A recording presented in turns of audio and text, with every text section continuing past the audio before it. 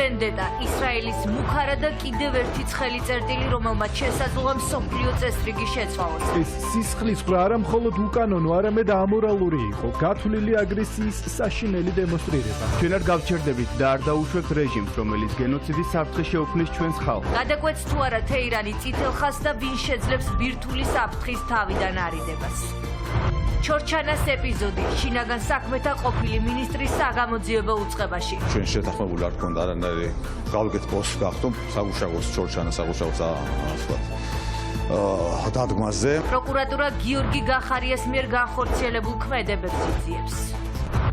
საქართველოს საფრანგეთი გადამწყვეტი მატჩი და ბრძოლა ევროპირველობისთვის. როგორ ემზადება ეროვნული ნაკრები? კურიერი ჟილიდან.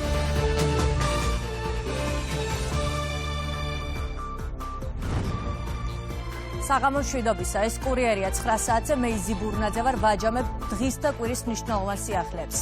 პასუხი გაცემულია ირანი ისრაელის, ისრაელი კი ირანის განადგურებით იმუქრება, ცეცხლი არ ხრება, კონფლიქტი მწვავდება. თეირანმა შურისძიების დროშა აღმართა. ისლამური სახელმწიფო ახლა ახლო აღმოსავლეთში ისრაელის განეიტრალებისთვის ემზადება. იერუსალიმი და თელ-ავივი. რკინის გუმბათი მუშაობს, ცეცხლის წვიმაქრება, თუმცა ყველგან ვერა. 100-ზე მეტი დაშავებული და 3 დაღუპული. ასეთია სამხედრო ოპერაციის მეორე დღის შედეგები ისრაელში.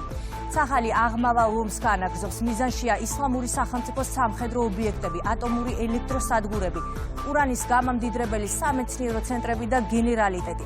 იერუსალიმის რაკეტები დანიშნულების ადგილებს 100%-იანი სიზუსტით აღწევს. რა ვითარებაა კონფლიქტის ეპიცენტრში? თელ-ავივს და მიხეილ ხეცოიძეს ვრთავთ პირდაპირ ეთერში. მიხეილ, როგორია ვითარება ადგილზე? 2 დღეა ისრაელში განგაში სიგნალის ხმა ისმის. რა შეგიძლია რომ გვითხრა? დიახ, საღამომშვიდობისა უკვე მეორე დღეა ისრაელში უსაფრთხოების უმაღლესი დონეა ამოქმედებული და ქვეყნის მასშტაბით დახურულია ყველა საჯარო და კერძო დაწესებულებები, მუშაობს მხოლოდ პირველადი დახმარების სამედიცინო ცენტრები და პროდუქტების მაღაზიები. ამჟამად ისრაელში, მთელს ისრაელში და კონკრეტულად თელ-ავივში მეგერთობი თელ-ავივიდან სრული სიწყნარია. ქუჩებში მხოლოდ გადაუდებელი აუცილებლობის შემთხვევაში გადაადგილდებიან მოქალაქეები, რადგან ჩვენ მოქალაქეები ისრაელში მცხოვრებმა ყველა ადამიანმა მივიღეთ გაფრთხილება ისრაელის უსაფრთხოების სამსახურებიდან, რომ ამაღამ ირანის მხრიდან მოსალოდნელია საფრთხე იმაზე მეტი იქნება, იმაზე დიდი იქნება, როგორც წინა დღესთან შედარებით. მოგეხსენებათ, გუშინ ღამით ირანმა ისრაელზე განახორციელა მასიური სარაკეტო თავდასხმა, 100-ზე მეტი ბალისტიკური რაკეტა იქნა გამოშვებული ისრაელის წინააღმდეგ. ისრაელის ცა გადმოკვეთა რამდენიმე მათგანმა, რადგან ისრაელის საჰაერო ავიაციამ გაანადგურა უმრავლესობა ჯერ კიდევ ისრაელის ცასთან, ისრაელის საჰაერო საზღვრის გადმოკვეთისთანავე, თუმცა გუშინ მოხდა კიდევ ერთი ტრაგიკული დღე გამთენიისას, უпростоრად წუხარ გამთენიისას ისრაელისთვის, რადგან რამდენიმე სამი ბალისტიკური რაკეტა ჩამოვარდა ისრაელის დიდ ქალაქებში, თელ-ავივში, რამათგანში და რიშონ ლეციონში. 100-ზე მეტი დაშავებული, დაზარალებული ყავს. ამჟამად ისრაელს 3 გარდაცვლილი, ასეთია სამწუხაროდ სტატისტიკა ამ დროისთვის. მოსახლეობას აფრთხილებენ ისრაელის უსაფრთხოების სამსახურები, რომ ამაღამ უფრო მასიური თავდასხმისთვის ემზადებიან ირანი. ამ წუთებში ისრაელის ავიაცია აკონტროლებს როგორც ისრაელის ცას, ასევე ირანის საჰაერო ზონას, რადგან სარაკეტო თავდასხმის შემთხვევაში ისრაელის ავიაცია მოახერხოს რაკეტების განადგურება ისრაელის ცამდე, სანამ რაკეტები მოხვდებენ ისრაელის ცამდე. ამ დროისთვის ისრაელში შედარებით სიმშვიდეა. დღის განმავლობაში რამდენიმე სარაკეტო თავდასხმა განხორციელდა, თუმცა ეს სარაკეტო თავდასხმა არ იყო განხორციელებული ირანის მხრიდან. დაახლოებით საათნახევრის წინ ღაზა სექტორიდან ჰამასის ტერორისტებმა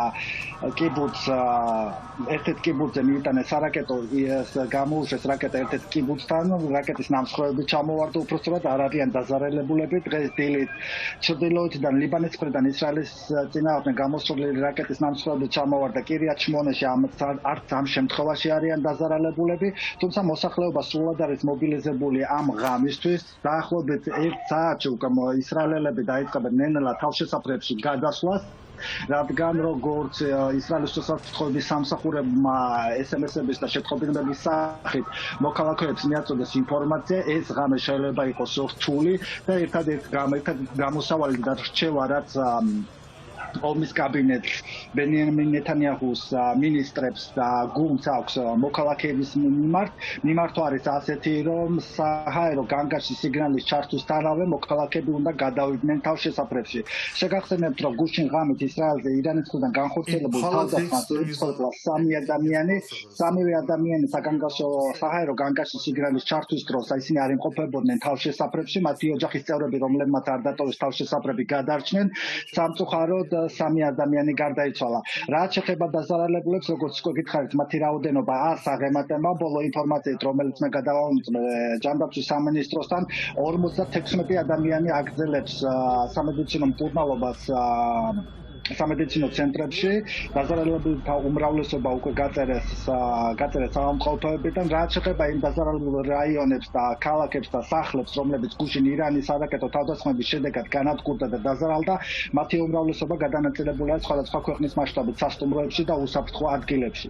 რაც შეეხება ისრაელში არსებულ მოლოდინებს და სიტუაციას, როგორც დღეს უკვე მედიისთვის გახდა ცნობილი ისრაელის პოლიტიკური ელიტის მხრიდან, ახლა ისრაელის პოლიტიკური ელიტა ბენიამინ ნეთანიაჰუს ხელმძღვანელობით ყველაფერს აკეთებენ იმისთვის, რომ მათ კეთილგანწყობა მოიპოვონ ირანელი მოსახლეობისგან, რადგან ახლა გამარჯვების მთავარი ხაზი გადის სწორედ ირანელ მოსახლეობაზე, რომლებმაც უნდა მიიღონ გადაწყვეტილება რა ურჩევიათ რადიკალური დაჯგუფებების მმართველობა თუ მშვიდობა და დემოკრატია. ასეთი იყო ბენიამინ ნეთანიაჰუს ბოლო განცხადებაც.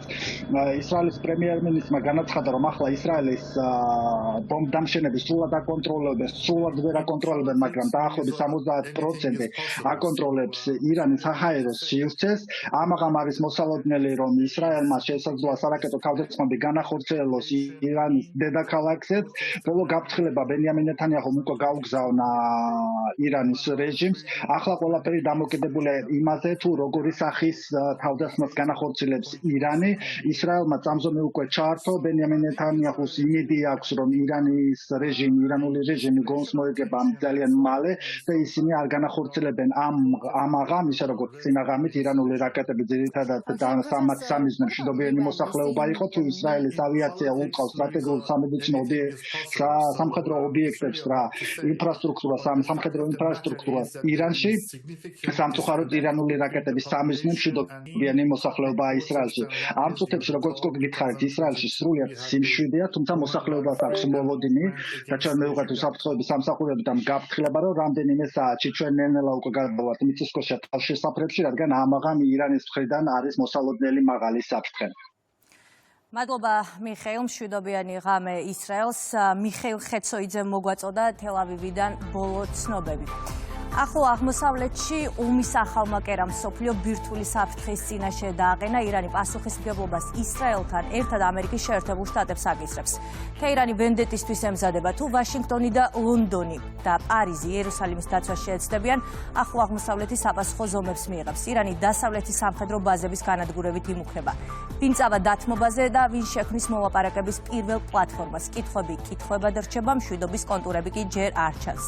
ლუკა ჩანგელია გვერდდება თემის დეტალებით კურიერის სტუდიაში. ლუკა, საღამომშვიდობის, მსოფლიოს აქვს მთავარი კითხვა, თუ რამდენად რეალურია ბირთვული ომის საფრთხე. საღამომშვიდობის იზი, პირველ რიგში უნდა ითქვას ის, რომ ჯერჯერობით დეკლარირებულად ირანის მიერ გავრცელებული ინფორმაციების თანახმად და მათ შორის საერთაშორისო კომპანიების თანახმად, რომლებიც აკონტროლებენ ბირთვული იარაღის წარმოების საკითხს, ჯერჯერობით თეირანს არ გააჩნია ოფიციალურად სისრულეში მოყვანილი ბირთვული იარაღი. მას აქვს მხოლოდ და მხოლოდ გამდიდრებული ურანი. თუმცა ამ შემთხვევაში უკვე სხვა მოთამაშეები შემოდიან პროცესში, რადგანაც როგორც უკვე შენ თქვი, დღეს ვნახეთ ირანის საკმაოდ მკაცრი ტონი და გაფრთხილება ამერიკის შეერთებული შტატების, დიდი ბრიტანეთისა და საფრანგეთის მიმართ, სადაც ოფიციალური თეირანი ამბობს, რომ იმ შემთხვევაში თუ 1%-ით მაინც დაიცავს ან რაიმე სახით მხარდაჭერას გამოუცხადებს ეს სამი სახელმწიფო ისრაელს, მაშინ მოხდება ის, რომ დაიბომბება ახლო აღმოსავლეთში განლაგებული მათი სამხედრო ბაზები. ამ სამხედრო ბაზების დაბომბვას კი ბუნებრივია სამივე სახელმწიფოსგან მოყვება უკვე შესაბამისი რეაგირება, რამაც შეიძლება მსოფლიო უფრო ფართო მასშტაბიან ესკალაციაში გადაიყვანოს და ვნახოთ უფრო დიდი ომი, რომელშიც ორის ნაცვლად 5 სახელმწიფო იქნება ჩართული. ბუნებრივია გასათვალისწინებელი არის ის ფაქტორიც, რომ ირანს ამ პროცესში თავისი მხარდამჭერები ყავს, ღიად ჯერჯერობით ირანისთვის გვერდში დგომა და მხარდაჭერა არც ერთ სახელმწიფოს მსოფლიოში არ გამოუცხადებია, თუმცა ვიცით მაინც სხვა ინფორმაციებზე დაყრდნობით, რომელი სახელმწიფო შეიძლება ამ სახელმწიფო სახელმწიფოს იდეოლოგიებს იზიარებდეს. ხო, სწორედ ამიტომ ახლა ისრაელი ირანის პარალელურად არის ლიბანის, იემენის და სხვადასხვა ისლამური წინააღმდეგობების მხრიდან დარტყმების მოლოდინში. უნდა ითქვას ისიც, რომ გადაიდო ყველაზე მნიშვნელოვანი მოლაპარაკებები, რაც ბოლო დროის განმავლობაში იმართებოდა, გულისხმობ ამერიკის შეერთებულ შტატებსა და ირანს შორის მიმდინარე მოლაპარაკებებს ბირთვულ პროგრამასთან დაკავშირებით. ირანის საგარეო საქმეთა მინისტრმა აბას არაღჩიმ დღეს განაცხადა, რომ შეუძლებელია რაიმე სახის მოლაპარაკებებზე ლაპარაკი, სანამ თეირანი ან ნებისმიერი სხვა ირანული ქალაქი იბომბება. და თუ ისევ დაბომბვის საკითხს დავუბრუნდებით, ჩვენ ვნახეთ დღეს საკმაოდ დიდი შეტევა, მასირებული შეტევა ისრაელის მხრიდან, რომელიც განხორციელდა ირანის ტერიტორიაზე, რამაც ასობით ადამიანის სიცოცხლე შეიწირა და საბოლოო ჯამში ამ ყველაფერს უკვე მივყავართ იმ ეტაპამდე, სადაც არც ერთი სახელმწიფო უკან დახევას არ აპირებს. ბუნებრივია, ამ შემთხვევაში არც ჩანს შემდეგი პლატფორმა. როგორ განვითარდება მოვლენები, ეს ჯერჯერობით უცნობია, ვერ გავუწრებთ მოვლენებს, ბირთვულ საფრთხეზეც ბუნებრივია, ვარაუდებით საუბარი არ არის მაინც და მაინც მომგებიანი, არც ჩვენთვის და არც ერთი სახელმწიფოსთვის, თუმცა ახლა შეგვიძლია ვნახოთ, როგორ ვითარდებოდა ირანში მოვლენები მთელი დღის განმავლობაში. პასუხი. ცეცხლის ალში გახვეული იერუსალიმი და თელ-ავივი. ირანმა შურისძიების დროშის ქვეშ ისრაელის წინააღმდეგ სამხედრო თავდასხმა დაიწყო. მთავარი მიზანი ცაჰალის სრული განადგურებაა. სიონისტურმა რეჟიმმა სერიოზული შეცდომა დაუშვა, არასწორად იმოქმედა, რაც ღვთის ნებით მას განადგურებამდე მიიყვანს. ჩვენი შეიარაღებული ძალები სულ მზადყოფნაშია. მათ ზურგს ქვეყნის ოფიციალური პირები და მთელი საზოგადოება უმაგრებს. სიონისტური რეჟიმისთვის მწარე ცხოვრება გარანტირებულია. არ უნდა იფიქრო, რომ დაგვარტყეს და ამით დასრულდა. არა, მათ დაიწყეს ეს და გამოიწვიეს ომის პროვოცირება. არ დაუშვებთ, რომ უვნებლად დააღწიონ თავი ამ საშინელ დანაშაულს. სანამ აიათოლა ალი ხამენეი ისრაელის განადგურებაზე ფიქრობს, ბენიამინ ნეთანიაჰუ ისლამურ სახელმწიფოს გარედან და შიგნიდან უტევს. ისრაელის პრემიერ-მინისტრი ირანელ ხალხს აჯანყებისკენ მოუწოდებს. ცაჰალი ირანს კონკრეტულ მესიჯს უგზავნის. თუ ისრაელის რომელიმე ქალაქზე სარაკეტო თავდასხმები გაგრძელდება, თეირანი ბოლომდე დაიფერფლება. მინდა ირანის ამაყ ხალხს მოგმართოთ. ისლამური რეჟიმი, რომელიც თითქმის 50 წლის განმავლობაში ჩაგრავდათ, ჩვენს ქვეყანას განადგურებით ემუქრება. ისრაელის ოპერაციის მიზანია ბირთვული და ბალისტიკური რაკეტების საფრთხის აღკვეთა. ჩვენი მიზნების მიღწევით, თქვენი მიზნების მისაღწევად გაგეხსნებათ გზა და ეს გზა თავისუფლებაა. ჩვენ გავანადგურეთ უმაღლესი მეთაურობა, წამყვანი ბირთვული მეცნიერები და ურანის გამდიდრების ყველაზე მნიშვნელოვანი ობიექტები, ასევე ბალისტიკური რაკეტების არსენალის დიდი ნაწილი. უფრო მეტი წინა, რეჟიმმა არ იცის რა დარტყმა ელოდება. დროა ირანელი ხალხი გაერთიანდეს დროშის ირგვლივ და აღდგეს თავისუფლებისთვის. ეს არის თქვენი შანსი. თეირანი, თავრიზი, ქუმსი, ქერმანშაჰი, შირაზი, ხორმაბადი, 70-ზე მეტი საბრძოლო თვითმფრინავი და 2 საათნახევრის განმავლობაში თეირანის თავზე ფრენა. ისრაელის საჰაერო ძალებმა ყველა დანიშნულების წერტილამდე სრული სიზუსტით უმოკლეს დროში მიაღწია. განადგურებულია სამხედრო ინფრასტრუქტურა, სამეცნიერო ცენტრები, რომლებიც ურანის გამდიდრებაზე მუშაობდნენ. ლიკვიდირებულია გენერალიტეტი და მეცნიერთა ნაწილი. ჩვენ შევასრულეთ იერიში 40-ზე მეტი სამიზნის წინააღმდეგ თეირანის მასშტაბით, მათ შორის რაკეტები და თანამედროვე საჰაერო თავდაცვის სისტემებით, ასევე დამატებითი კონტროლისა და გაშვების ინფრასტრუქტურა. ჩვენმა საჰაერო ძალებმა დაახლოებით 2 საათნახევრის განმავლობაში განახორციელეს ფრენა თეირანის ცაზე. მათ თან ახლდათ უპილოტო საფრენი აპარატები, რომლებიც 24 საათის განმავლობაში რჩებიან ჰაერში. გზა თეირანისკენ გახსნილია. ახლო აღმოსავლეთში მიმდინარე შეიარაღებულ დაპირისპირებაზე იმჟელეს გაეროში. უშიშროების საბჭოს სხდომა ურთიერთბრალდებების ფონზე წარიმართა. მომხდარზე პასუხისმგებლობას ირანი ამერიკის შეერთებულ შტატებსაც აკისრებს.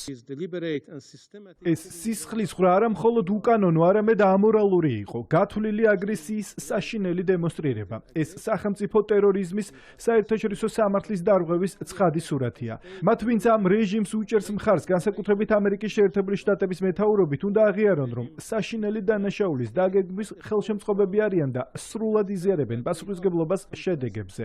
დღეს ისრაელის მხარდაჭერა ნიშნავს ომის დანაშაულის, ადამიანობის წინააღმდეგ ჩადენილი დანაშაულისა და გლობალური მშვიდობისა და უსაფრთხოების განზრახ განადგურების მხარდაჭერას. ეს ოპერაცია ჩატარდა იმიტომ, რომ ალტერნატივა განხილული არ იყოს. ჩვენ ველოდით პრობლემების დიპლომატიურად მოგვარებას, საერთაშორისო საზოგადოებას დრო მივეცით. ხედავდით მოლაპარაკებების გაჭიანურებას, რადგან ირანი უარს ამბობდა ძირითადი პირობების შესრულებაზე. გუშინ ღამით ეს ლოდინი დასრულდა. ჩვენ არ გავჩერდებით და არ დაუშვებთ რეჟიმს, რომელიც გენოციდის საფრთხე შეუქმნის ჩვენს ხალხს. იერიში მივიტანეთ ბირთვული პროგრამის ცენტრზე, გამდიდრების მიწისქვეშა ობიექტზე, ნატანზში. ეს ობიექტი მუშაობდა სამხედრო დონის სიმძლავრით. დაზვერვამ დაადასტურა, რომ რამდენიმე დღის განმავლობაში ირანს შეეძლო საკმარისი რაოდენობის ბომბების წარმოება. ჩვენ ერთგული ვართ ისრაელელი ხალხის 80 წლის წინანდელი დაპირების. აღარასოდეს ეს დაპირება ეხება ბირთვულ ჰოლოკოსტსაც. ჩვენ ეს ერთად გავიარეთ, არა იმიტომ რომ ეს გვინდოდა, არამედ იმიტომ რომ სხვა არჩევანი არ გქონდა. დაპირისპირება მწვავდება, არც ერთი მხარე უკან დახევას არ აპირებს. მეტიც ისლამური სახელმწიფო პირობას დებს, რომ თუ დიდი ბრიტანეთი, შეერთებული შტატები და საფრანგეთი ისრაელის დაცვა შეეცდებიან, ახლო აღმოსავლეთი მათ სამხედრო ბაზებს გაანადგურებს. იერუსალიმსა და თეირანს შორის შეიარაღებული თავდასხმები გუშინ, მას შემდეგ განხორციელდა, რაც ისრაელმა სამხედრო ოპერაცია აღმავალი ლომი დაიწყო და ირანის კრიტიკულ ბაზებს შეუტია, რასაც საპასუხო იერიშები მოჰყვა. ორივე მხარეს არის ასობით დაშავებული. ირანმა ორდღიან კონფლიქტში 70-ზე მეტი მშვიდობიანი მოქალაქე დაკარგა. მსხვერპლია ისრაელშიც, სადაც ბოლო მონაცემებით 3 ადამიანი გარდაიცვალა. დიპლომატიის მოლოდინი არის, თუმცა მთავარი მომლაპარაკებელი ჯერ არ ჩანს. ირანსა და ისრაელს შორის მიმდინარე სამხედრო დაპირისპირებას მსოფლიო ლიდერების შეშფოთებით ხვდებიან. ყველა თანხმდება, რომ ცეცხლი სიტყვამ უნდა შეცვალოს, მაგრამ სიტყვა სიტყვად რჩება. ვითარების გასანეიტრალებულად კი ქმედითი ნაბიჯებია საჭირო. ვის რა პოზიცია აქვს? მირიან გორგოძე გაეცნო გამოხმაურებებს. მირიან, ვინ არის მზად, რომ მთავარი მედიატორის როლი მოირგოს აი ამ პროცესში? ეხლა საღამო მშვიდობის მეგესალმები ჩვენს ტელემაყურებელს. ჩვენ შეგვიძლია ვთქვათ, რომ ეს სამხედრო დაპირისპირება ძალიან ახალია და ამიტომ ამ დროისთვის არ არის გამოკვეთილი გეგმა თუ როგორ უნდა დასრულდეს ეს სამხედრო დაპირისპირება და ამ დროისთვის ჩვენ ვისმენთ მხოლოდ იმ განცხადებებს, რომელსაც აკეთებენ მსოფლიოს ლიდერები და ამ განცხადებებში კონკრეტული პოლიტიკოსები გამოხატავენ შეშფოთებას და მოუწოდებენ დაპირისპირებულ მხარეებს რომ შეაჩერონ საბრძოლო მოქმედებები და მოუწოდებენ ასევე გონიერებისა და შერიგებისკენ. ჩვენ ვიცით, რომ დიპლომატია ზოგადად ხისტ მიდგომებს არ ცნობს და თამამად შეგვიძლია ვთქვათ, რომ ის კონკრეტული განცხადებები, რომლებიც ამ დრომდე მოვისმინეთ იმ პოლიტიკოსებისგან, რომლებიც მსოფლიო პოლიტიკურ დღის წესრიგს დღეს ქმნიან, არის გარკვეულწილად თავშეკავებული, მაგრამ ასევე მარტივი გამოსაცნობია ის დამოკიდებულებები, რომელსაც გამოხატავენ მსოფლიოს ლიდერები, რომლებიც ხაზგასმით აღნიშნავენ და მოუწოდებენ ორივე მხარეს, რომ ბუნებრივია პირველ რიგში მათ სამხედრო დეესკალაცია უნდა დაიწყონ და შეწყვიტონ სამხედრო დაპირისპირება, თუმცა ამავე დროს ხაზგასმით აღნიშნავენ, რომ ძირითადი საფრთხე მოდის ირანის მხრიდან და შესაბამისად ისინი ამბობენ, რომ ყველა ზომა უნდა იყოს და ყველა ნაბიჯი გადადგმული იმ მიმართულებით, რომ ირანმა ვერ შეძლოს ბირთვული შეიარაღების წარმოება და მოპოვება.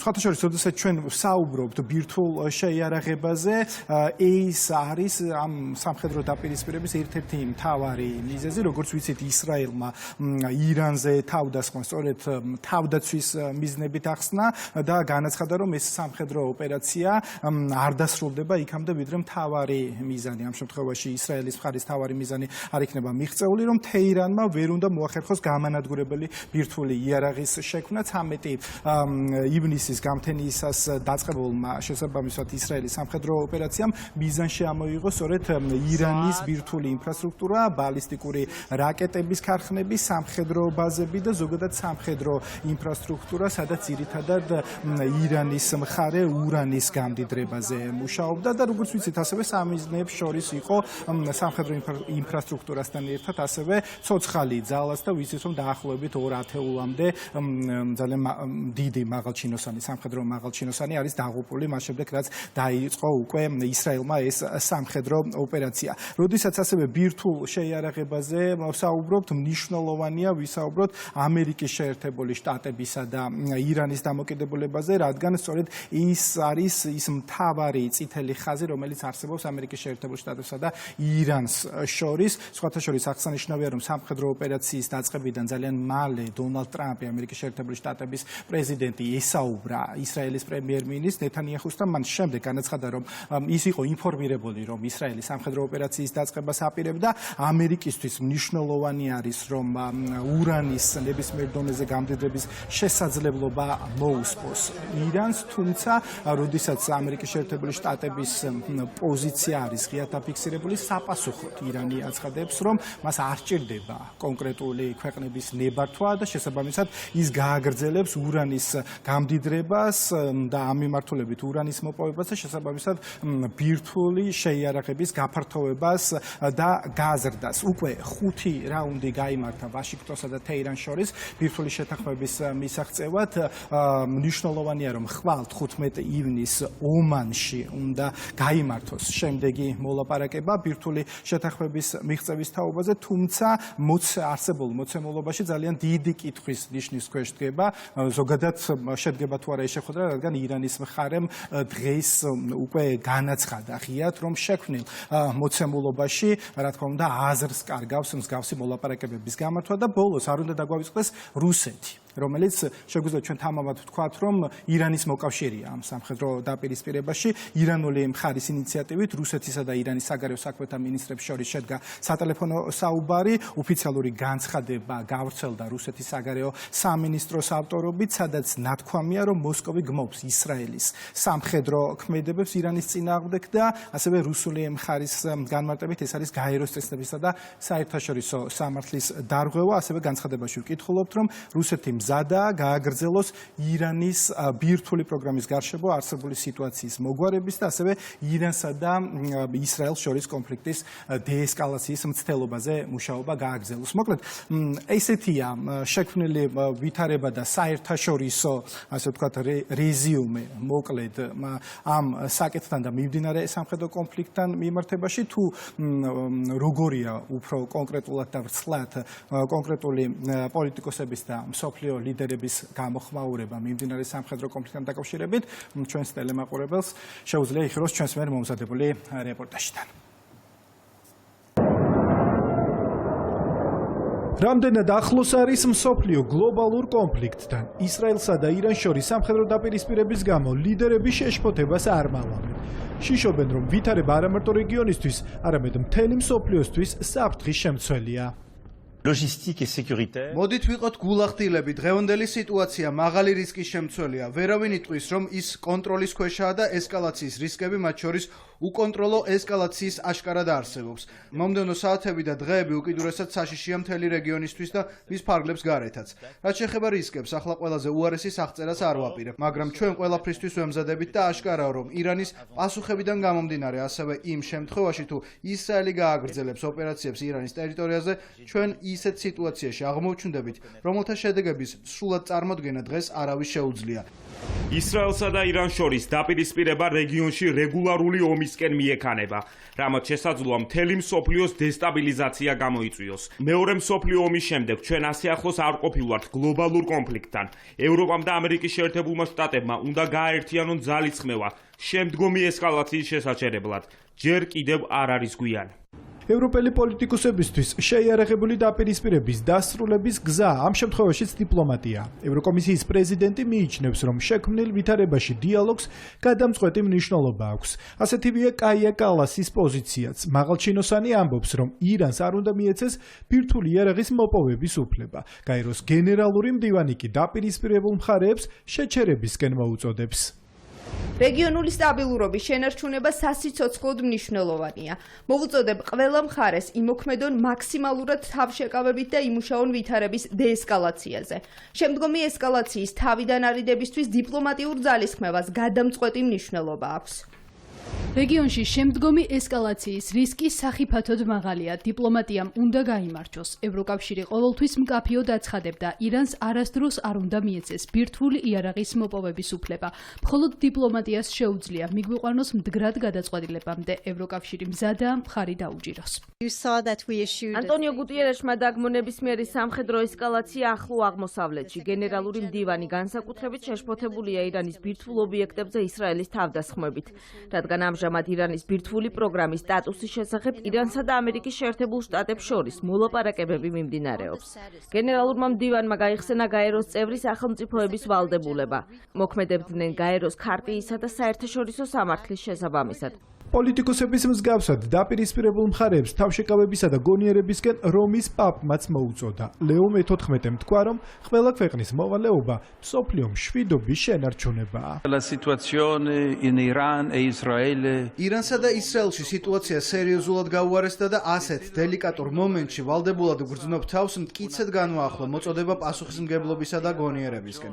ბირთვული საფრთხისგან თავისუფალი უფრო უსაფრთხო სამყაროს შექმნისადმი ერთგულება უნდა გაგრძელდეს. პატივისცემით სავსე შეხვედრებისა და გულწრფელი დიალოგის გზით, რათა აშენდეს სამართლიანობაზე, ძმობასა და საერთო კეთილდღეობაზე დაფუძნებული მდგრადი მშვიდობა. არავინ არასდროს უნდა შეუქმნას საფრთხე სხვის არსებობას. ახლო აღმოსავლეთში მიმდინარე მოვლენებს საქართველოს საგარეო სამინისტროც გამოეხმაურა. უწყების მიერ გავრცელებულ განცხადებაში ნათქვამია, რომ დაძაბულობის ზრდა საფრთხეს უქმნის რეგიონულ უსაფრთხოებას. სამინისტრო ხაზს უსვამს დიპლომატიური ძალისხმევის მნიშვნელობას სიტუაციის დეესკალაციისა და სტაბილურობის უზრუნველსაყოფად.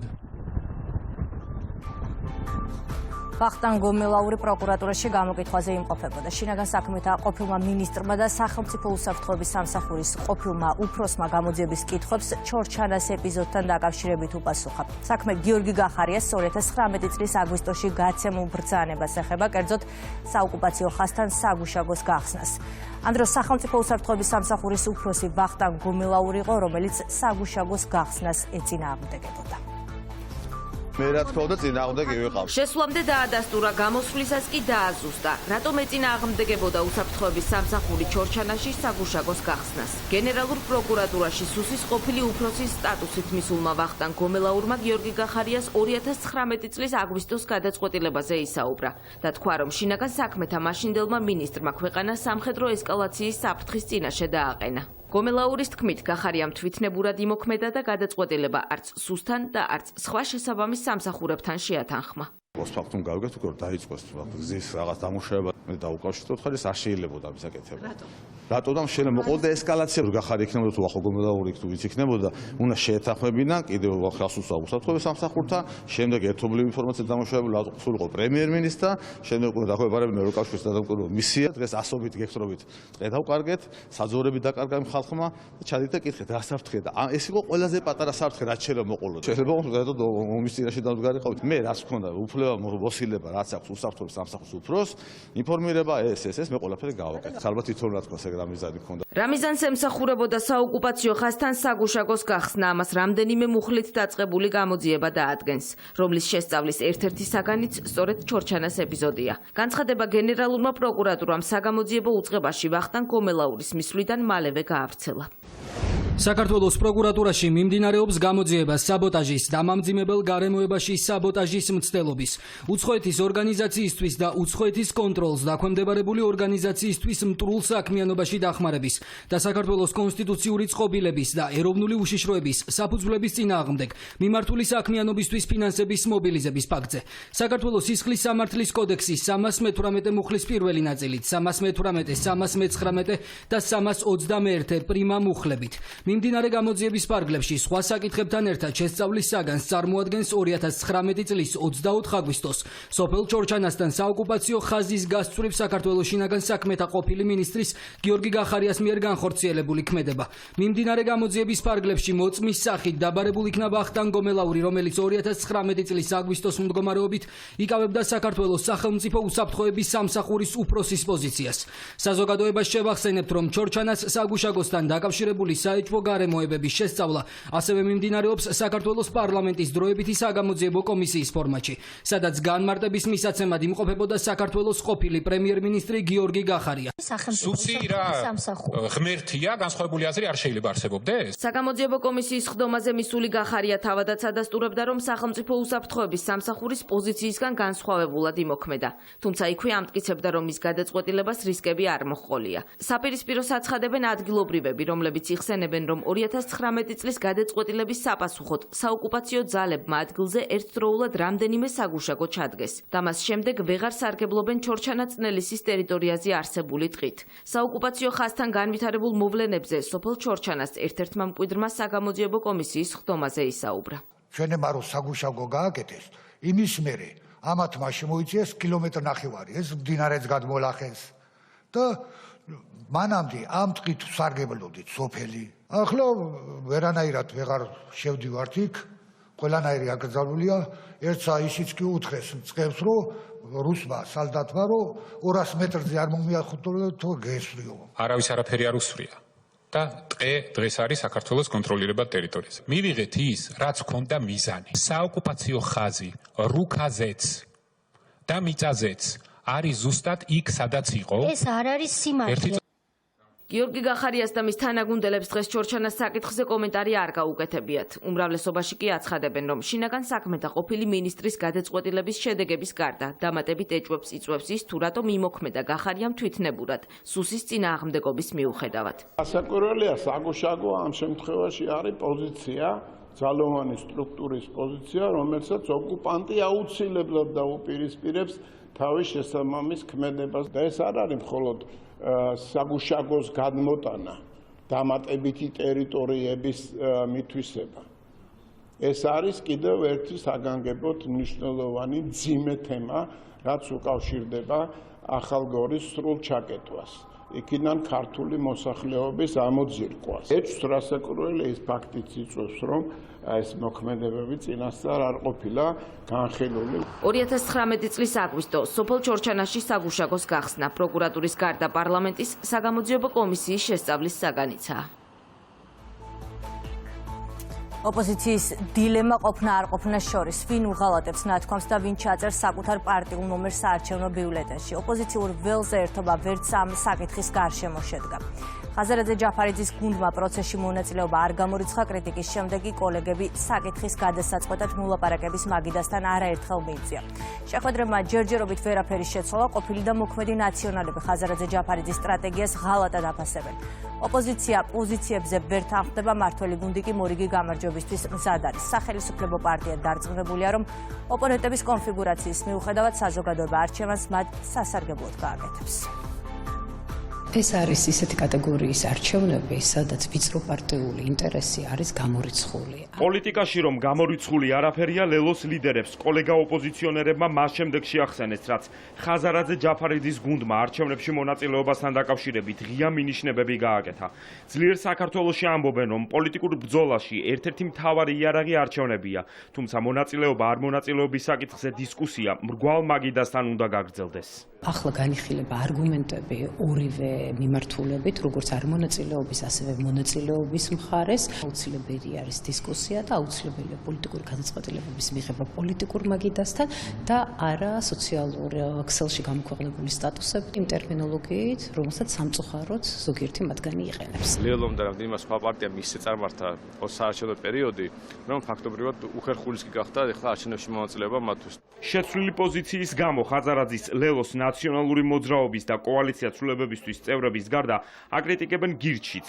პარტიაში, რომელშიც გახარიას გუნდის მსგავსად თვითმმართველობის არჩევნებისთვის დიდი ხანია ემზადებიან, ამბობენ, რომ პოლიტიკურ თამაში ლელო წარუმატებელი აღმოჩნდება. თუ არ მიიღებ მონაწილეობას, გული არ დამწყდება ზოგადად, მაგრამ თვითონ თქვენს რომ დისკუსია უნდა გავხსნათო და ისიც კი ვერ შეძლოს რომ დისკუსია გაიხსნათ. მე არ მგონია რომ ასეთი მიდგომით რაიმე წარმატება შეიძლება მიაღწიოს და იმედი ამორჩეული სათანადო დააფასებს და არ მისცემს ასეთ პარტიას ხმას და ჩვენ უფრო მეტი ხარჯარა გვექნება. ის რისხვა, რომელიც დამსახურებული აქვს იმ პარტიებს, რომლებიც ახლა მერყეობენ შესვლა არ შესვლაზე, მე მგონი საკუთარ თავზე გამოცადეს ხელის გადაგრეხვას არავინ არ აპირებს, მაგრამ პოლიტიკური დაპირისპირება და პოლიტიკური აზრის ჩამოყალიბებაში მივიღებთ მონაწილეობას. საიუბილეო გამარჯვებაში დარწმუნებულია მართველი გუნდი. ქართულ ოცნებაში ამბობენ, რომ ბარიერ გადალახული პარტიების რეიტინგი საპარლამენტო არჩევნების შემდეგ მინიმუმამდეა შემცირებული. უმრავლესობის წევრებისა და პოლიტიკური ჯგუფ ხალხის ძალის ლიდერების შეფასებით ოპოზიციური პარტიები გადაწყვეტილებებს ქვეყნის გარედან მიღებული დავალებების შესაბამისად იღებენ. ორი ძალიან სერიოზული დაპირისპირება ამ კოლექტიურ ნაციონალურ მოძრაობაში 4 რადიკალურ პარტიას შორის, ვინაიდან დანარჩენი ორი პარტია კვლავ იგივე აზრზე დგას, რომ მათ არ უნდა მიიღონ არჩევნებში მონაწილეობა. მონაწილეობა გამოაცხადნენ ბოიკოტი, თუმცა როგორც ჩანს, მათი გარე უფროსები ამ არჩევნებში ფსონს ძირითადად აკეთებენ ლელოზე და გახარიაზე. ისინი იმასაც რა თქმა უნდა გაზომავენ, რომ ნაციონალური მოძრაობის და ახალის არ მიღების შემთხვევაში თუ მათი ხმები ვერ გადანაწილდება ბატონი გახარიაზე და ბატონი ხაზარაძის პარტიებზე, მაშინ რა თქმა უნდა ამ ორ პარტიასაც დაავალებენ აუცილებლად არჩევნებში მონაწილეობის მიღებას. მნიშვნელობა არ აქვს 4 პარტიად გაიყვანენ თუ კიდე 8 პარტიად დაშლიან თუ ერთი პარტიის გარშემო დაერთიანებენ, ჩვენ ძალიან დიდი ანგარიში დავამარცხეთ 64 მუნიციპალიტეტში. მიიღებენ ახლა მონაწილეობას ამ არჩევნებში თუ არ მიიღებენ მონაწილეობას, რა თქმა უნდა ეს არის მათზე დამოკიდებული, მაგრამ ორივე შემთხვევაში პოლიტიკური განადგურება არ აცდებათ. ერთმანეთში დაპირისპირება მოასწავებს მხოლოდ და მხოლოდ იმას, რომ თავიანთ პატრონებს ეკეკლუცებიან და თავიანთი პატრონების წინაშე წარმოჩენა უნდათ თავის, რომ მაგალითად ლელო და გახარია უნდათ წარმოაჩინონ, რომ ისინი არიან უფრო პროგრესულები. რაც შეეხება ნაცმოძრაობას და მის ერთ-ერთ ფილიალს, აქაც რა თქმა უნდა ჯერჯერობით ამ პოზიციაზე არიან, თუმცა რაც მოახლოვდება არჩევნები, დაპირისპირება რა თქმა უნდა უფრო გაიზრდება. ოპოზიცია საბოლოო გადაწყვეტილების მისაღებად სულ უფრო ცოტა დრო რჩება. თვითმმართველობის არჩევნები 4 თვეში, 4 ოქტომბერს გაიმართება. ომი გრძელდება უკრაინაშიც. მოსკოვმა შაჰიდის ფრონები გამოიყენა. დაბომბილია დონეცკის, ხარკოვისა და ზაპოროჟიეს ოლქები. ამ ფონზე კითხვებისა და ცხედრების გაცვლა შედგა. უკრაინასა და რუსეთს შორის სტამბულში მიღწეული შეთანხმების მურიგი პუნქტი კიდევ ერთხელ ამოქმედდა. ომში მყოფმა ქვეყანამ 1200 ცხედარი დაიბრუნდა. გავრცელებულ ინფორმაციას გამოეხმაურა უკრაინის პრეზიდენტი.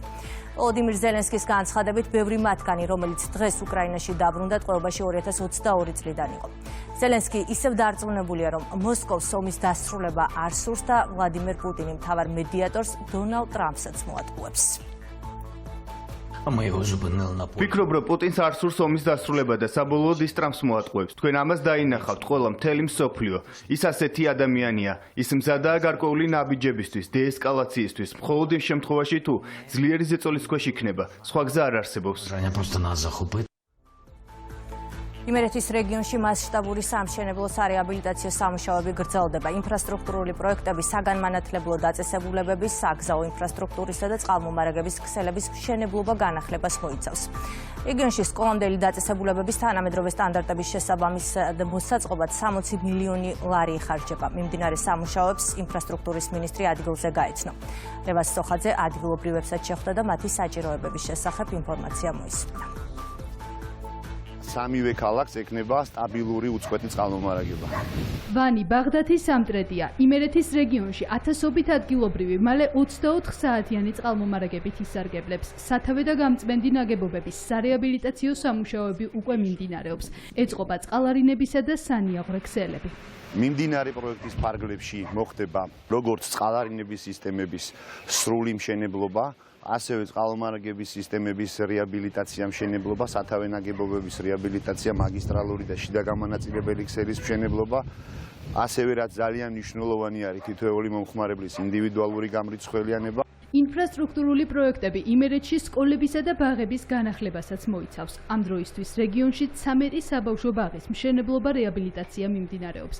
მათ შორისაა სამტრედიაში მდებარე 450 ბავშვზე გათვლილი თანამედროვე სტანდარტების შესაბამისი სააღმზრდელო დაწესებულება, რომელიც მალე გაიხსნება. საბავშვო ბაღების მშენებლობასა და განახლებაზე 60 მილიონ ლარზე მეტი იხარჯება. მუნიციპალური განვითარების ფონდი აქტიურად ეწევა ქვეყნის მასშტაბით საბავშვო ბაღების მშენებლობის პროგრამის განხორციელებას.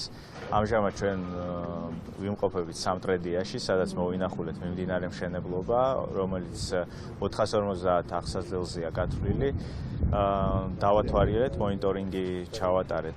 ახალი ამბულატორია და საზოგადოებრივი ცენტრი. ადგილობრივი ხელისუფლების თქმით, პროექტების განხორციელება მუნიციპალიტეტებში მოსახლეობის საჭიროებების გათვალისწინებით მიმდინარეობს. პროექტებს შორისაა საგზაო ინფრასტრუქტურის განვითარებაც. ბაღდათი აბასთუმნის გზის მონაკვეთების რეაბილიტაციის შემდეგ გადაადგილება გაცილებით უსაფრთხო იქნება. ასევე შემცირდება მანძილი და დრო თურქეთის საზღვრამდე მისასვლელად. საქართველოს მთავრობის ინფრასტრუქტურის სამინისტროს მხარდაჭერით სამტრედიის მუნიციპალიტეტში მნიშვნელოვანი პროექტები ხორციელდება. მოვინახულეთ მეოთხე საბავშვო ბაღის მშენებლობის პროექტი, სადაც გეგმაგრაფიკზე წინსწრებით მიმდინარეობს სამუშაოები და აღნიშნული პროექტის განხორციელება განსაკუთრებით დიდი მნიშვნელობის არის. რეგიონში მიმდინარე პროექტებს ადგილზე გაეცნო ინფრასტრუქტურის მინისტრი. რევას სოხაძემ პარლამენტის ყოფილი შენობა დაათვალიერა და ტერიტორიის განვითარების პოტენციალზე ისაუბრა. მინისტრი ადგილობრივ მოსახლეობასაც შეხვდა და მათი საჭიროებები მოისმინა. იმყოფებოდა საფეხბურთო სპორტული სკოლის მართვეს სტადიონზე და აქ სპორტული ინფრასტრუქტურა დაათვალიერა. რეგიონების განვითარება არის უმნიშვნელოვანესი და ვფიქრობ ჩვენი ქვეყნისთვის სტრატეგიულად აუცილებელი. შესაბამისად საქართველოს ხელისუფლების პოლიტიკაც არის ზუსტად აქეთკენ მიმართული, რომ ჩვენს მუნიციპალიტეტებში შეიქმნას ყველა ის საჭირო ინფრასტრუქტურა, რაც არის აუცილებელი მოსახლეობის კომფორტული ცხოვრებისთვის, ამა თუ იმ რეგიონის სწორად განვითარებისთვის. ურბანული ინფრასტრუქტურის განახლებას იმერეთის რეგიონში განსაკუთრებული ყურადღება ეთმობა. ქუთაისში სკვერების, შენობებისა და ქუჩების რეაბილიტაცია აქტიურად მიმდინარეობს. უანგაროს სიკეთე, უცნობი გმირები და არაერთი გადარჩენილი სიცოცხლე მსოფლიო სისხლის დონორის დღეს აღნიშნავს. მაშინ როცა თითოეული დონაცია პაციენტისთვის ახალი დღის მომტანი და ახალი შანსია, ამ შანსის მიცემა ყველა ჩვენგანის ხელშია. ერთის მიერ გაღებული სისხლით 3 ადამიანის სიცოცხლის გადარჩენაა შესაძლებელი. სისხლის დონორის მსოფლიო დღეს აღნიშნავს საქართველოს ქვეყანა, რომელიც უანგარო დონორთა რაოდენობით მოწინავე ადგილზეა, სტატისტიკა კი ყოველწლიურად იზრდება. სიკვდილზე სიცოცხლით გამარჯვების ერთ-ერთი გზა სისხლის დონაციაა. დონორები სხვადასხვა ასაკის პროფესიის ადამიანები არიან, რომლებიც უკვე წლებია სხვების გადასარჩენად იბრძვიან. რამდენიმე წუთიანი უმტკივნეულო პროცედურით პაციენტისთვის ახალი დილა იწყება. 2005 წლიდან დავიწყე, ისიც ჩვენთან კლინიკაში სასწრაფოდ პაციენტს დაჭირდა, ვერ მოიძიეს და თავისთავად აღმოჩნდა, რომ ერთმანეთს ემთხვეოდა ჯგუფები და გადავწყვიტე დავხმარებოდი და აქედან დავიწყე. ძალიან ემოციურია ბავშვებთან მიმართებაში, მით უმეტეს, რა ვიცი, ალბათ რო დამჭირდეს საკუთარ სიცოცხლესაც დავთმობ, იმდენად მნიშვნელოვანია ბავშვები ჩემთვის. დამიკავშირდნენ ჟვანიას კლინიკიდან, სადაც ჭირდებოდათ ბავშვი ძალიან მნიშვნელოვანი იყო 24 საათის განმავლობაში უნდა გადასხმოდოთ. გადარჩა, კარგად არის და დღესდღეობით ჩემი ნათლულია. სიკეთის კეთების და პოტენციური დონორებისთვის სწორი ინფორმაციის მიწოდების მნიშვნელობაზე საუბრობენ ექიმები, რომლებიც ყოველდღიურად ზრუნავენ პაციენტებისთვის სისხლის მიწოდებაზე. უანგარო დონორობა არის ძალიან მნიშვნელოვანი და ეს მნიშვნელობა ალბათ უნდა მივიტანოთ ყველა მოქალაქესთან, მაქსიმალურ რაოდენობასთან. ამ საქმეს ჭირდება ჩემის აზრით მუდმივი პოპულარიზაცია და ესე ვიტყოდი, რომ ალბათ მუდმივი პროპაგანდაც კი. იმიტომ რომ დგება ისეთი მოცემულობა, როცა მარაგები სამწუხაროდ საკმარისი არ არის და ვიღაცის სიცოცხლის საფრთხე ემუქრება და დახმარება აი მოცემულ მომენტში ცოტა გაძნელებულია. სისხლის დონაციის მსოფლიო დღეს დაავადებათა კონტროლისა და საზოგადოებრივი ჯანმრთელობის ეროვნული ცენტრი დონაციის კამპანიას შეუერთდა. ჩვენი სლოგანი არის გაიღე სისხლი, გადაარჩინე სიცოცხლე და განსაკუთრებით მნიშვნელოვანია სწორედ უსაფრთხო სისხლის პროგრამაში ესე იგი მასიური ჩართულობა. მოკლედ მოუწოდებთ ყველას, რომ ჩაერთონ აღნიშნულ პროგრამაში და უანგარო დონაციას მაქსიმალურად შევუწყონ ხელი. უანგარო ქველმოქმედების მნიშვნელობაზე საუბრობს ჯანდაცვის მინისტრი.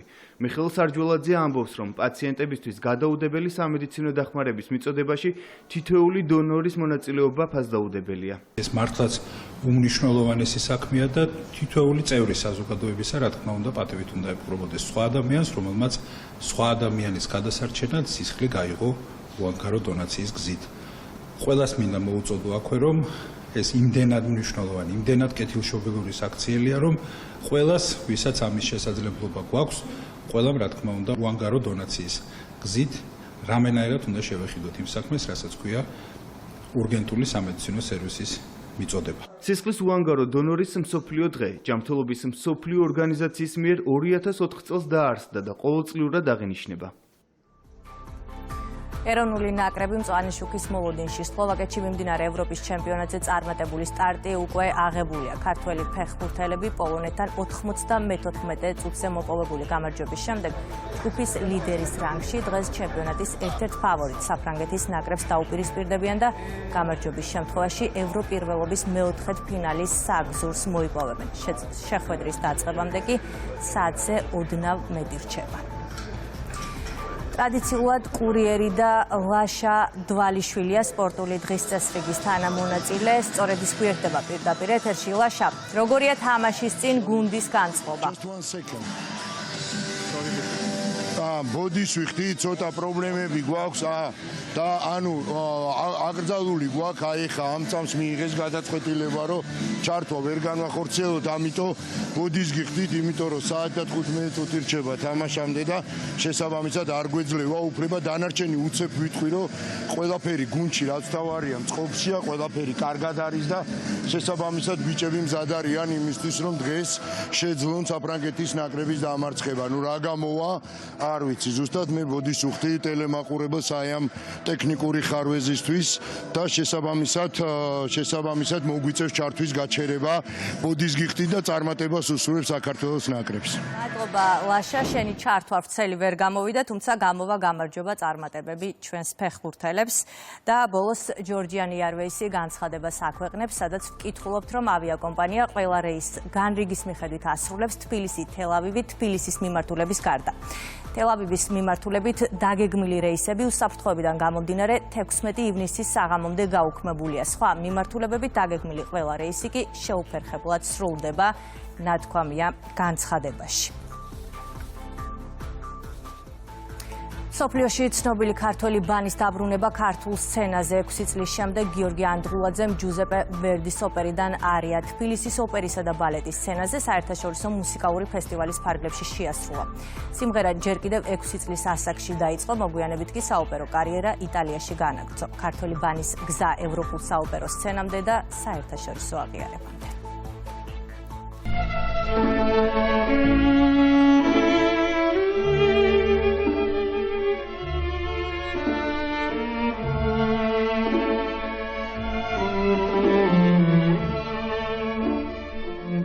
ეს სცენა საოპერო მომღერლის ცხოვრების განუყოფელი ნაწილია. სცენა, რომელზეც 6 წლიდან ოცნებობდა. მე ყოველთვის წამდა და მჯეროდა რომ მე ვიმღერებდი ამ სცენებზე, მე ვიმღერებდი Covent Garden-ში, მე ვიმღერებდი მადრიდის Realში, მე ვიმღერებდი პარიზში. ამის ყოველთვის მწამდა. სოფლიოში ცნობილი ქართველი ბანის გიორგი ანდღულაძის ცხოვრებაში ნოტები ჯერ კიდევ ბავშვობიდან მოვიდა. ბავშვობიდან მქონდა დიდი გატაცება ამ სფეროს მიმართ, საოპერო ხელოვნების მიმართ, კლასიკური მუსიკის მიმართ. პატარაობიდან მგალობდი სიონში და ანჩისხატში, შემდგომ ქართულ ხალხურ ანსამბლებში მღეროდი, ანსამბლი ბიჭები, შემდგომ მართვე და ეს პოლიფონიამ ქართულმა ძალიან დიდი წვლილი შეიტანა ჩემს მუსიკალურ ფორმირებაში შემდგომ.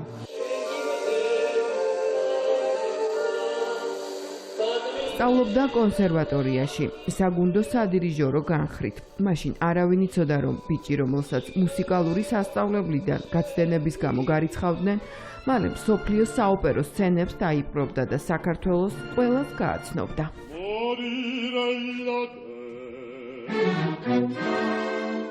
გამომრიცხეს სამთოში გაცდენების გამო. მალევე წავედი იტალიაში, სადაც ჩავაბარე კონსერვატორიაში, ძალიან დიდ მაესტროებთან, ასე ვთქვათ, გავიარე დახელოვნების კურსები, მასტერკლასები, ასე შემდეგ და შემდგომ უკვე დაიწყო კარიერა საერთაშორისო. მისთვის ყველა გზა მუსიკამდე რომში მიდის. 17 წლის იყო საქართველოდან იტალიაში რომ გაემგზავრა და სწავლა ვერდის აკადემიაში დაიწყო. ასწავლიდნენ ლეგენდარული პედაგოგები ხოსე კარერასი, კარლო ბერგონცი, რენატო ბრუზონი. თავარი ალბათ ყველაზე მნიშვნელოვანი არის ის, რომ როდესაც მაგალითად შემოქმედი კარიერის იმ ეტაპზე რომ გამოდის Covent Garden-ში, გამოდის ბერლინში, გამოდის ამ დიდ თეატრებში, ყოველივე გამოსვლა არის გამოცდა მომღერლისთვის. არ არსებობს სპექტაკლი უფრო მნიშვნელოვანი ერთი სიტყვით. ყველა არის ერთი და იგივე მნიშვნელობის, მიუხედავად იმისა, რომელ თეატრში, რომელ ქვეყანაში და რა მსმენელი ესწრება ამ სპექტაკლებს. მას შემდეგ სოლო მომღერალს მსოფლიოს არაერთ საკონცერტო დარბაზში ჰქონდა გამოცვლები. მღეროდა საერთაშორისო ვარსკვლავებთან ერთად, როგორებიცაა ჯეიმს ბრაუნი, რობერტინო ლორეტი, კატია რიჩიაველი. ძალიან კრიტიკულად უყურებ ზოგადად ყველა ჩემ გამოსვლას. ძალიან ბევრი მნიშვნელოვანი როლებია, მნიშვნელოვანი ოპერებია, გამორჩევა ძალიან რთულია, იმიტომ რომ იგივეა რო კითხონ ბავშვს დედა უფრო გიყვარს თუ მამა, იმიტომ რომ ძალიან რთულია და უფრო ვერდის რეპერტუარის კენმაკ უფრო ესე ვთქვათ, აი გადახრა მეტად ვიდრე სხვა ავტორების.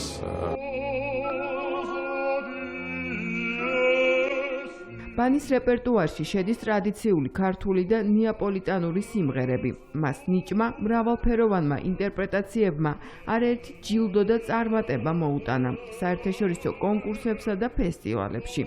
ლეგენდარულმა მომღერალმა რენატო ბრუზონმა, როდესაც მასთან მე გავდიოდი მასტერკლასებს, ასე მითხრა: კარიერა გიორგი კეთდება არებითო. ანუ უარის თქმით ბევრ რამეზე. ეს არის მთავარი პრინციპი. თუ ამას შეძლებს ადამიანი, რა თქმა უნდა, რეზულტატი მერე შემდგომ უკვე შედეგი ექნება და ეგ არის მთავარი. მერე უკვე ყველაფერი იქ ყვება, იქ ძილი, იქ ნერვიულობა, ემოცია, ყველაფერი მოქმედებს ცოცხალ ინსტრუმენტზე, იმიტომ რომ ჩვენი ცოცხალი ინსტრუმენტია და ამას უნდა გათვალისწინება და გაფრთხილება.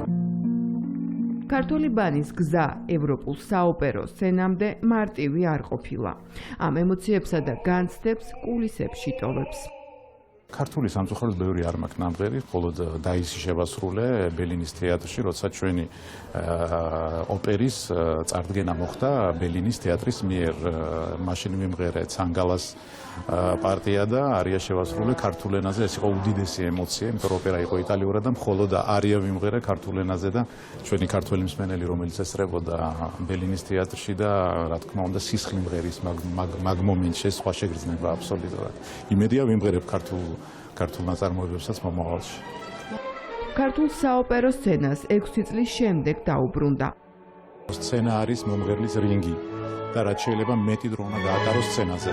აქედან მიფრინავ ხა სარდენის კალიარის თეატრში აიდებს ღერიბარ, შემდგომ სევილიაში დონ ჟუანს, ვალენსიაში ვერდის რეკვიემებს, მადრიდის რეალში მასნადიერებს, ბარსელონაში ისევ აიდებს და რა ვიცი, ძალიან ბევრი პროექტებია წინ და მადლობა ღმერთს, რომ ასე ვთქვათ, ეს ძალიან მნიშვნელოვანია მომღერლისთვის.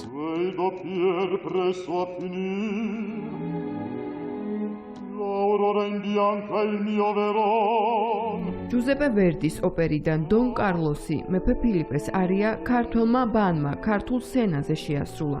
მსოფლიოს საოპერო ვარსკვლავები საქართველოში თორაძის სახელობის საერთაშორისო მუსიკალური ფესტივალის ფარგლებში ჩამოიყვანა.